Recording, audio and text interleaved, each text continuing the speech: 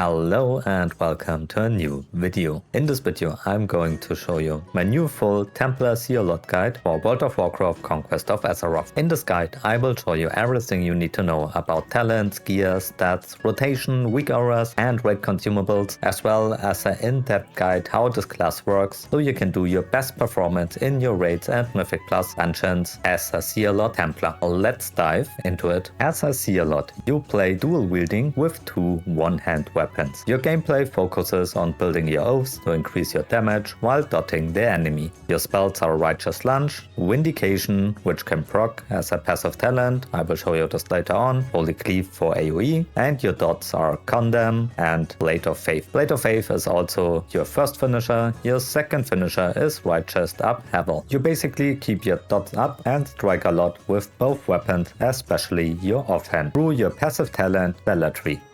With the recent rework, it's only possible to stack up an oath 10 times. So you want to stack up Righteous Lunge 10 times, use 3 times Condemn and Blade of Faith with Snapshot, Librams and oath buffs and keep it up basically the whole fight. This is possible with your second finisher Righteous Upheaval and your talents as well, but we will look into this in detail in the rotation section. With Vindication and your passive proc Divine Fury, you decrease the target's armor and increase your Zealotry stacks on the target for big finishing moves. Your Librams will be permanently up, so you can cycle between them. I will explain once again in the rotation segment which Libram you use in which order. The spec is not only super strong, it's also super fun to play. For talents, in the Templar section we take Blade of Faith, it's one of our finishers and absolutely necessary. Divine Force as a mobility tool to reach your target, 2 points into Courage for more movement speed, 1 point into Spiritual to increase your energy regeneration. Your energy regeneration as a Zealot is basically insane. You have permanent energy with a talent, which I'll show you in a second in the Zealotry, so you run never out of energy and can permanently press your buttons. Deep Meditation increases the duration of your oath chain by 5 seconds. Chaos increases all primary attributes by 5%. Holy Crusader to reduce the cooldown of Divine Force, this is just to get through the tree. 1 point into Libram of Fervor, this is really necessary. It converts your agility into 30% spell power and your intellect into 30% attack power. We want to use this for snapshotting our dots, so super good. Libram of Tenacity is something I don't usually press because you decrease the cooldowns of your Librams. Not necessary, but we need it to get through the tree. Liberty reduces the cooldown of your Librams by 30 seconds. Blessed Strikes reduces the energy costs of your Oathbreakers by 10. Interdict is our 2-minute tick. Martyr increases the effectiveness of Gift of Seal by 20%. Holy Constitution increases your damage dealt versus undead. Not really a necessary talent, but good in certain situations. Deep Secrets increases the duration of your Librams and Testaments by 10 seconds. Really good. Tenacious Defender is something we just get to go through the tree. 30 increases our maximum health and energy by 10%. Mark of Agrama reduces the energy cost of your Testaments by 50%, 2 points into Finesse for 4% more crit, Judgment of the Gods for 50% more crit, chance of Titan Strike. I like to use the Determined, so my Temple Guardian makes my next ability cost nothing. Sanctify is absolutely insane for a Zealot because every time we use a Libram, this grants us 10% increased melee haste for 20 seconds. This is the reason why we want to cycle through our Librams. I will show you in the rotation segment how to do it. And finally Glory, another attack speed steroid. In the Zealotry, Vindication, of course, this allows you to trigger Zealotry with a 25% increased chance once you press it once, and Zealotry allows you to deal 100% offhand weapon damage as holy damage. Our second finisher here, of course, we absolutely need this. 2 points into Solemn Soldier increases our melee haste and expertise by 10, 2 points into it. 1 point into Combat Training to increase the effectiveness of our oaths by 20%. 2 points into Martial Paladin increases our agility by 10% and our chance to hit by 6%. Upheave increases the critical damage of Righteous Upheaval by 20%. Overflow increases the duration of our oath chain by 20%, that's really good, and one of the reasons why it's so much better than a Crusader at the moment, because you can simply stack up your oath chains longer. Bursting Impact increases your offhand weapon damage by 25%. Libram of Zeal is a bonus Libram for the Zealot. It increases your melee haste by 20% and causes your damaging abilities to reduce the cooldown of Righteous Upheaval by 2 seconds seconds for 30 seconds, so you basically have your finisher all the time. Chakra of Power allow melee attacks to restore 1 energy plus an additional 2 energy when they critically strike. This is the reason why we permanently have energy up, especially with a lot of haste. We never run in energy problems as long as we hitting an enemy or cleave. One Punch Man increases the damage of our Overbreakers, Condemn and Titan Strike by 20%. 1 point into Paladin training. Triggering our Zealotry now has an 8% chance to grant an additional auto attack on their next strike. Super good. With more haste, we get more attacks in. Blade Sermon increases the weapon damage we deal by Zealotry by 20%, and it gives us a 20% chance to trigger twice, so more attacks once again. Force of Golganoth is a 2-minute cooldown, which is a big AoE, and it also helps you to trigger Zealotry for a big finisher move. Deliverance allows critically striking with Vindication or Righteous Lunge to deal 50% additional physical damage. Condemnation increases the crit strike chance of Condemn by 3% and allows a dot damage to critically strike. 1 point into Iron Penance. When you deal damage with Zealotry, now it applies this debuff on the target, which increases the physical damage taken by the enemy from you by 1%, and this can stack up 10 times. Ivan's Finest allows damaging abilities to grant this buff, stacking up 6 times, which increases your movement speed by 5% and also your energy regeneration by 100% for 8 seconds while it's full stacked, so another energy regeneration buff, super good. 1 point into Devotion of Cascaraf, which increases the melee and ranged haste of your raid members by 10%. Also, when you deal damage with auto attacks, you decrease the cooldown of your Librams by 0.5 seconds. With this, your Librams are basically permanent up. I like to use Condemnation. This allows Condemn, Holy Cleave or Blade of Faith. You have a 15% chance to trigger Zealotry when you are in range of the target. Super good, especially in Mythic Plus dungeons. You can also take Fervent Castigation, because after you use an Oathbreaker, you now get 5% increased critical damage. This can also be really good. You can choose what you prefer here. Might of Agrima allows physical damage dealt to have a 25% chance to increase the tick rate of your Blade of Faith and Condemn by 10%, and this stacks up 5 times. This means more dot damage overall as long as you hit the target. More haste makes it proc faster. And finally, Blessing of Agrima. Every time you cast an Oathbreaker with 10 stacks of your Oath Chain, it now refreshes the duration of Blade of Faith on all nearby enemies. This allows us to only activate Blade of Faith once on the enemy, and afterwards use Righteous Upheaval as our permanent finisher, because it will always restore the complete duration on your Blade of Faith after you cast it.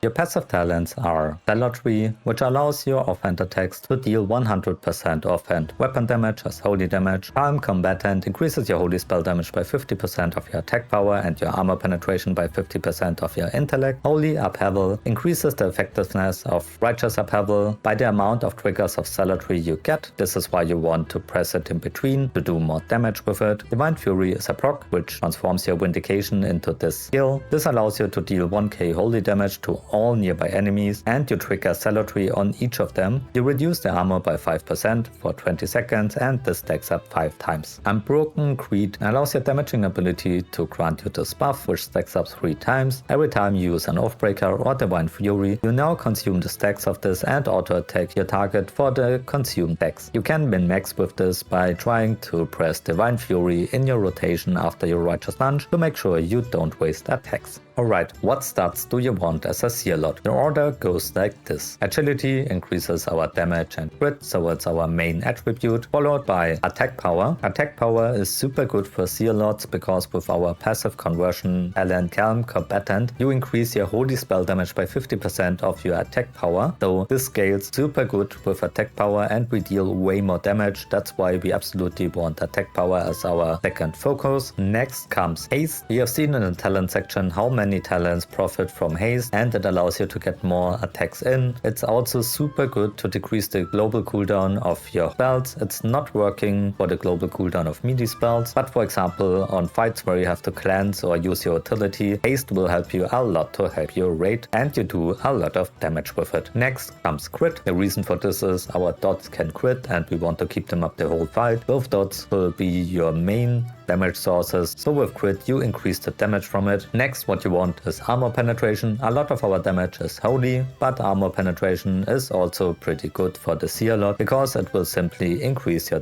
damage overall. We have a lot of built-in armor penetration, but it's worth to go for it. Next, spell power. When you find it on gear, go for it. It's super good for Zealot to increase our holy damage. And intellect, because intellect gets converted into armor penetration for the Zealot with the passive talent I have shown you as a second effect. And also Libram of Fervor allows you to funnel your intellect into crit. Also, you want 8% hit on your main hand. Your offhand has too much hit required, so it's not really worth to get more than 8 or 9% hit, maybe 10%, but more is wasted a lot of times, so don't overcap on hit. Expertise 26 expertise to make sure your attacks will never get dodged. And on bosses with a level of 63 plus, you should get around 60 to 63 spell penetration, because this will straight up increase your holy damage to those enemies because of their RPG features. You can achieve this with rings, necklaces and trinkets, but I will show you this in the gear section. For gear, what you want to get is, in my opinion, the tier 2 hunter set. This has an insane set bonus which increases our melee speed by 5%, and the stats on this set are super good. It gives us everything we want with a lot of attack power, agility and certain solid stats like crit and intellect. For this I try to get the Dragonstalker's helmet, the bracers and the leggings. It's a trade-off on the leggings because the Ocean Kilt, the heroic version, is basically your best in slot here, but I really like to get it. What you can alternatively on the slot is, for example, the Black Dragon Scale leggings. The whole crafted set and the whole crafted items are super good for the Zealot. Also the leg plates of the Tenfold Tempest are new. They drop from Ragnaros and they are also super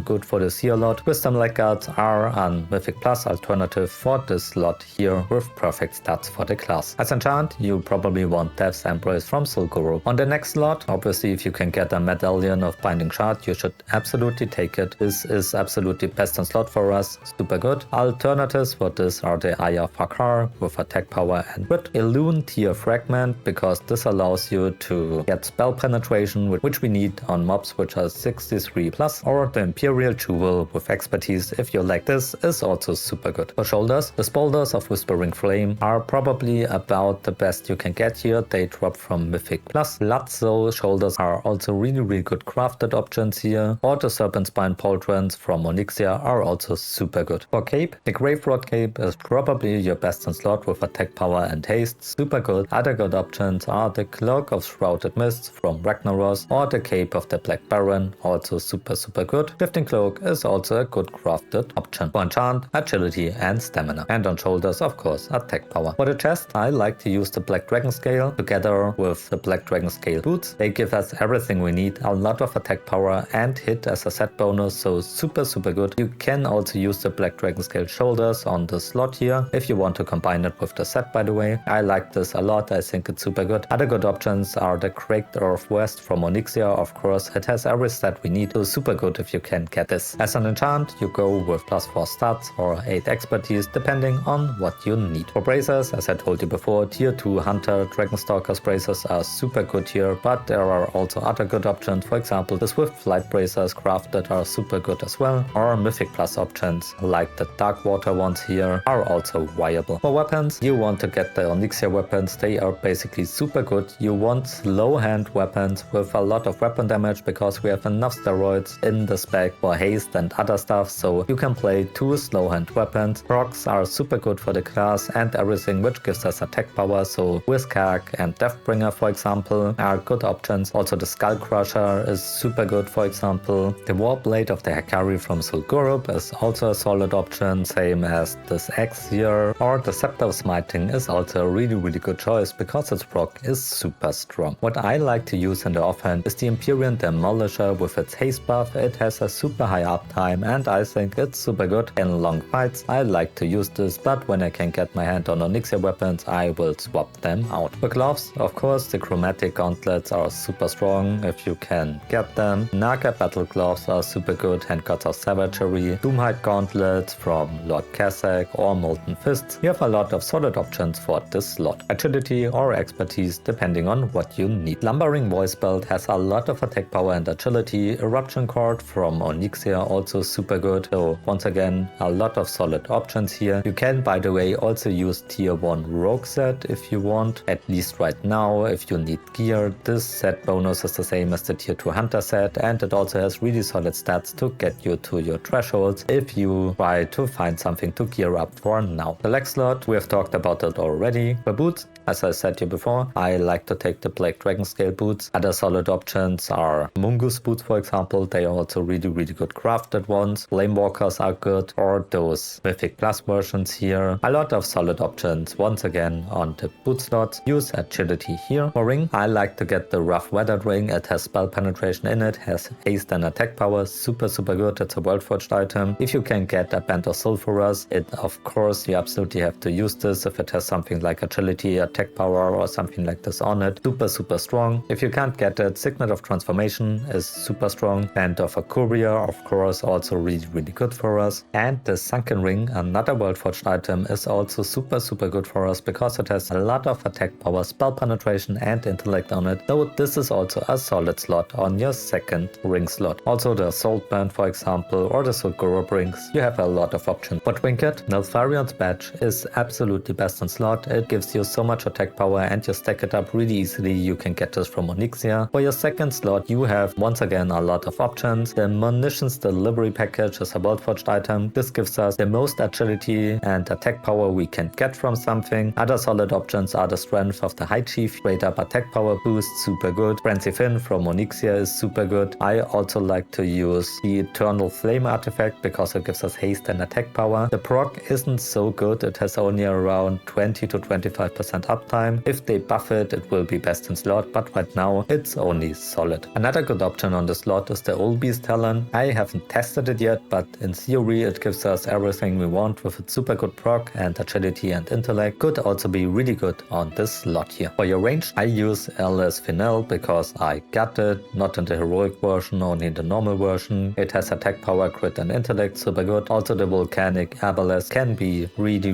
good in the slot with attack power and haste. Make sure to enchant it with plus 12 attack power from Engineers. As weapon enchants, you want Strider 2 times. This stacks up. You can get it 2 times and it procs a lot. You can also get Ninja Focus if you prefer that, but I like Double Strider more and it's cheaper. Another option to get to your spell pen cap is the 3-corner carp here on the trinket section, because this gives you a lot of hit and a lot of spell penetration, which allows you, together with the Luantir fragment, 1 ring and the 3-corner carp, to get to your spell penetration cap. For example, this could look like this here, but it's a big trade-off for attack power, so only use this maybe on bosses like Ragnaros. For your rotation, for single target, your rotation looks like this. You press 1 time Vindication to get the 24% chance of proccing Celatry up for your whole rotation, followed by 10 times Righteous Lunge. Use Condemn 3 times to snapshot the damage and let it follow up by Blade of Faith. Make sure to always activate your Libram of Fervor for your first round of rotation to snapshot your spell power increase from your agility and attack power from your intellect to get it funneled into your dots, because they shall take the whole fight. For your second round, once again you start with 1 times Vindication followed by 10 times Righteous Lunge. You can now press Divine Fury on procs in between depending on your haste rates to get your armor penetration running in between, also to proc Unbroken Creed. And at 10 Righteous Lunge stacks you activate your Condemn once, because we want to keep the stacks running and to not let the snapshot condemns fall off. Activate Force of Golganov to get more Righteous Upheaval stacks. Try to combine it with Libram of Consecration for more holy damage in this phase. And then when you got time left, you press as many Vindications and Divine Furies as possible to finish off with Righteous Upheaval. Rinse and repeat this, and make sure to swap your Librams in between to keep your Sanctify up. Use your Glory on cooldown. To make this possible, I like to simply make a macro. All my Librams have my Glory and Light Hope included, so I will always activate them when I use the Librams in between. Your order for Librams is Libram of Fervor in your first round of rotation, Libram of Consecration in your second round of rotation, and Libram of Sealed in your third round of rotation, and then you can just cycle between it, which comes up earlier. Just make sure to keep your Sanctify buff running. I made a WeakAura, which I will show you later in the video, which helps you to monitor it. So much for the theory. This looks like this when we do it in game. So we activate our stuff, Vindication, Righteous Lunge. We try to stack it up 10 times. Here's my Sanctify for my WeakAura.